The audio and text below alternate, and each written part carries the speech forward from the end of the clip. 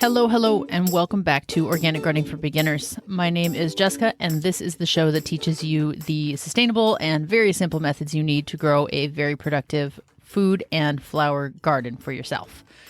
Today, we are launching another month. It is March. I've been singing about this for the last little bit of time's flying. It's springtime. March is a big month in the gardening world. So I've got several things for you to put on your list, several things from last month that'll still carry over, and lots of resources to help you get there. Okay, so first up on the list for this month, for March, we are going to talk about what is going on in the planting scene. So whether that's direct sowing, starting indoors, transplanting, this is a big list month. I would say that March and May are two of the bigger months for the gardening world. So for sowing straight out in the garden, this will obviously depend a lot on your climate and if it's, covered in snow out there or not. But if you are in zone 7 and above, I would say zone 6, maybe it would depend, a little bit on your regionality, but you can start sowing out things like cold season greens like lettuce and spinach and arugula, mizuna, all of those salad greens. You can definitely start sowing out peas, whether that's a snap pea, a snow pea, sweet peas for that matter, although they're not edible. Don't eat them. Sweet peas are toxic. Very important distinction there. You can also start putting out either direct sowing. You can try direct sowing things from the cabbage family like cabbage, broccoli, cauliflower, Brussels sprouts. I would recommend starting indoors as a seedling because they have a very long maturity period. So I wouldn't recommend direct sowing those. And then finally, you can also start putting out some root crops, and it'll depend again on what your local weather is doing. So by root crops, I mean things like radish, beets, and carrots. And those are only going to start germinating once your soil is at least 45 degrees. So totally dependent on what your climate is doing. For example, we've got a 27-degree night coming up here in the next few days, which sucks, but we'll get through it. But I'm not going to be putting any root crops out there right now or really any direct sowing for this week because I know how cold it's going to be. Those seeds are just going to sit there and soak up all the rain that we've been having and do absolutely nothing at all. But if we were having 45-degree nights consistently, then I might consider it. So look at your climate, at what your March is supposed to be doing for you, and let that really help determine what you decide to direct. So starting indoors has a ton more flexibility because there's, you can control the climate of your germination area and when exactly you put it out.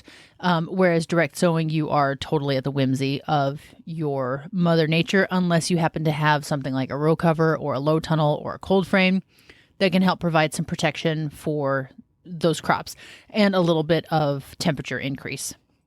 So back to the list, you've got your peas, greens, cold crops, cabbage family type brassicas. I'll call them by their real name, brassicas. And then on the other side of that, all the things that you can start indoors is really, this is the kickoff of your endless list. So everything from your warm season tomatoes, eggplants, peppers, those can all get started out now. You can push the envelope a little bit. It's a smidgen early for things like sunflowers and zinnias, simply because they don't need that long indoors before you plant them out, like maybe 6 weeks. At this point, say you have your last frost at the end of April, beginning of May, that would keep them indoors for closer to 8 weeks right now. But if you have something like a mid-April last frost, then you would totally be on track to start your zinnias, cosmos, sunflowers, stuff like that indoors. Strawflower, marigolds, calendula, nasturtium, all of those flowers that are going to bloom late spring and all summer long, now is a great time to be starting those. And on the herb side of things, just like the warm season veggies and flowers I mentioned, you can also be starting your basil right about now. You can start out pretty much any herb. Parsley, dill, chives, sage is another really good one, oregano, thyme. I would not recommend trying to start lavender or rosemary from seed because they are not finicky, just very slow to germinate and then slow to grow, to where it would take a really long time or many weeks and months of growing before you could harvest anything off of it. So if you want those crops this year, go find a seedling because it's going to set you up for way more success than starting it from seed. Another herb that I would highly recommend getting in the ground now is dill. So that way you can plant that out. It's pretty cold tolerant and you can be harvesting the greens from it over the springtime. If you want to have dill for canning in the summertime, if you're looking for those actual seed heads, then you'll probably want to start another round of dill a little bit later on. But for right now, for the greenery, this is a great time to get dill going. It is one of those tricky seeds that you don't cover, and so you need to make sure it stays moist. But after it germinates, it's super duper easy to grow. No problem. Great for beginners, especially if this is your first time with an herb garden. Okay, so that is a quick and dirty, a very fast summary of what you can plant. Pretty much the green light on just about everything. And this is going to follow up in April as well, where I say if you haven't started, XYZ, now is your time to do so. So start everything that you're going to start from seed, get that going this month. Use your judgment on if it should be, say this first week of March or the last week of March. Obviously, that's going to make a big difference. But I would certainly say by the end of this month that the bulk of what you want to start from seed is you've got the green light to do so. Okay, so looking a little bit more at the chore and maintenance side of your monthly checklist, there's not a whole lot to do in one regard, and there's a ton to do in another regard. So to break that down, what I mean is this really is not yet the season or the month, I should say, where you want to be getting out and digging around in your garden, unless you're in an area like Southern California, like in the South, where the winter rains have stopped. If you're going to have rains, your soil is not soggy, and your prime planting time is right around now. When we lived in Southern California, I was putting out my tomatoes in March, like my actual transplanted tomatoes that I had started in January. And the soil was totally accommodating for that. However, if I were to try to go out right now and start digging around and fertilizing and mixing in compost, it's been raining for days nonstop. We got snow the other day on Saturday when I was at the market, and we all got snowed on. So this is not the month yet, or at the very least, not the week to be digging around in my garden.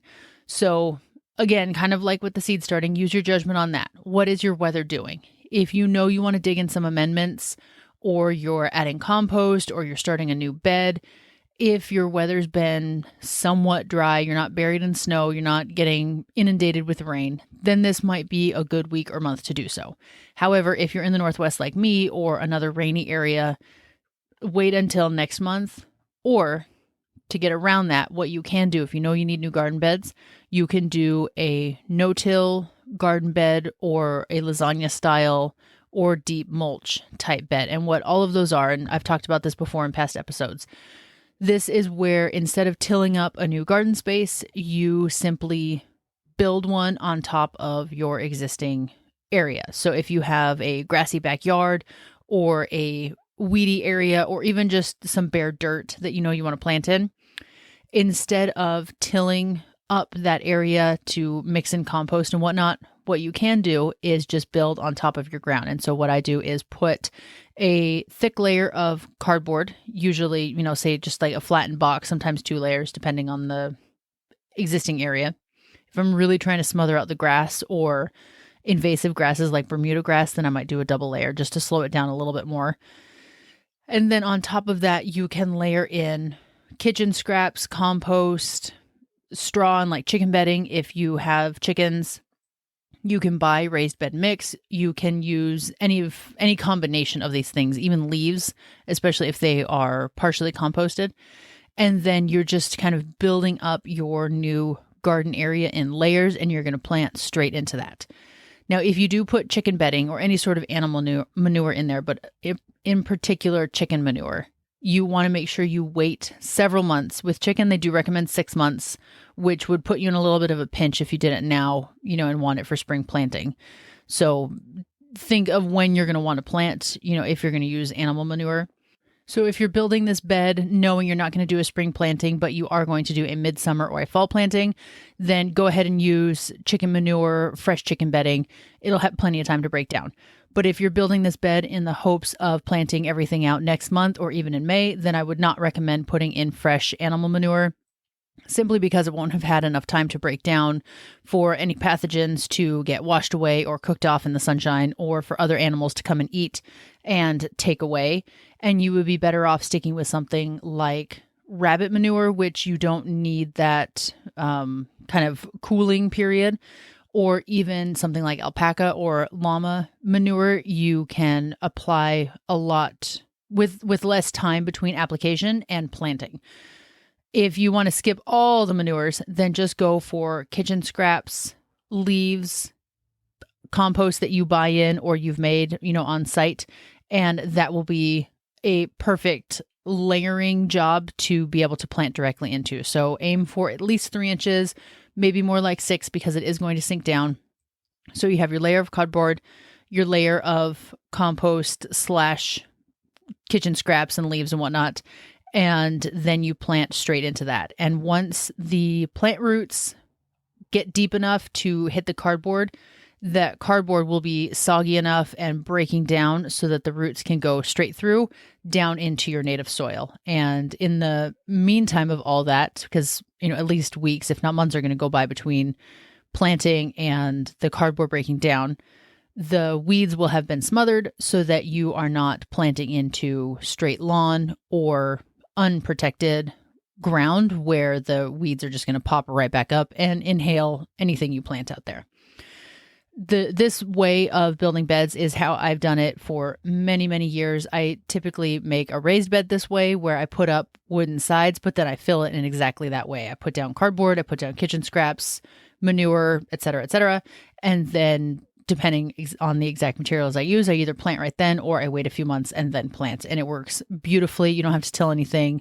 It's very easy. I actually went more in depth on this and how you can use raised beds as a new garden space relatively easily back in episode 35. So if that's something that you want to dig into a little bit more, then go check out that episode.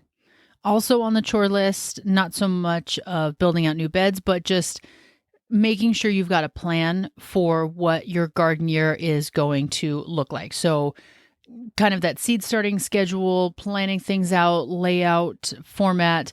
Those are the sorts of chores that are great to do this month if you haven't done them already, so that by the time your seedlings that you're starting indoors now are ready to get transplanted, or by the time April and May roll around when you can direct sow pretty much anything that will mature in time in your season or in your area, you know what you want to plant where, what seedlings you need to be keeping an eye out for as they start to come into the nurseries, the big box stores, farmers market, in front of the grocery store, anywhere you might find a seedling, and what are some seeds that you still need to get to fill in any gaps, basically to make sure that May doesn't roll around and you are left with either no garden area prepped and ready to go, or realizing, oh shoot, I forgot to start XYZ from seed. I need to go find some seedlings, and not being able to find them. So getting all your ducks in a row of seeds, plants, seed starting schedule, your layout. Do you have enough space for what you're wanting to grow? Do you need to trim back on space so that your garden season is a little bit more successful and less stressful? This is a great time to do that if you haven't already. And I mentioned this last week where I put together some garden layout templates for you that are linked in the show notes. That the part that I really like of them, I mean, I like all of them, but I map out 4x8 garden beds across the 4 seasons. So you can kind of get this bird's eye view of what a full garden year can look like in the same space. Like, how do you transition from spring to summer, summer to fall, obviously back around fall to winter, and what stays, what goes, what do I need to be thinking ahead for, knowing that, say August, September rolls around and I want to get my fall garden going. So I need to start my kale and lettuce seeds now. It kind of helps you get the flow and avoid being in that rut of I'm planting out this huge summer garden. I've got these amazing summer harvests of tomatoes and zucchini and cucumbers, and that's it. August, September, finish up and your garden is done. And then winter happens. It's March, it's April, and nothing is ripe yet or mature yet. And so you are waiting for those summer crops once again. So these layouts, I think, can really help you plan ahead a little bit more. Okay, one last chore I want to put on this list is if you're going to plant fruit, now is a good time to do it. And I have said before, I am no fruit expert. I am just starting on the journey of learning how to grow fruit. I've grown strawberries in the past and that's it. But if you are buying fruit trees, I know that this early spring is a very good time to do it. Fall is equally good, but you don't want to go buy an apple tree or raspberries in the middle of summer when it's hot already and then go plant them out. It's too much of a shock for your fruit trees or canes, brambles, whatever you're buying. And so spring is a really good time to do that so that they still have a couple months of cooler weather to establish themselves before the heat of summer. So go shopping for your fruit trees if that is a priority for you. And I would guesstimate that this is probably the last month you would want to do so. Otherwise, wait for the fall for the next, round of cooler weather. Okay, this feels like a slightly shorter episode, but really it's all about getting out there to plant. Hopefully you already have your garden area set up. If you don't, start looking for those little dry pockets of weather or when it's going to start warming up, relatively consistently to where you can put in the new beds. If you've listened to past episodes, you know that I've already told you to mulch everything. You know that I've already told you to leave your garden debris behind, like all your dead plants from last year, so that insects can hibernate in them. The birds can have eaten the flower seeds. It's not yet time to clean all that up. It can be tempting, especially when things are brown and smushy and it's looking a little messy and you want it tidied up out there. But the insects that use that plant debris to hibernate are still hibernating because it's not warm yet. So I believe the threshold is consistently 50-degree nights before you start to cut back plant matter, because that 50 degrees is what kind of triggers the insects to stop hibernating and wake up and vacate whatever leftover plant they're hanging out in. So if you go out right now when it's 30 degrees out consistently and you start cutting down the black-eyed Susans that you left behind or the cosmos or the hydrangea, then you are potentially taking the hibernating insects and tossing them either in the compost where they might get smothered or, your landscaping bin or your landfill bin and cutting off the benefit that they were there for in the first place. So let your garden be messy for a little bit longer, even if it drives you crazy. It's good for your garden, for your fertility program, and for the hibernating insects that are potentially in there.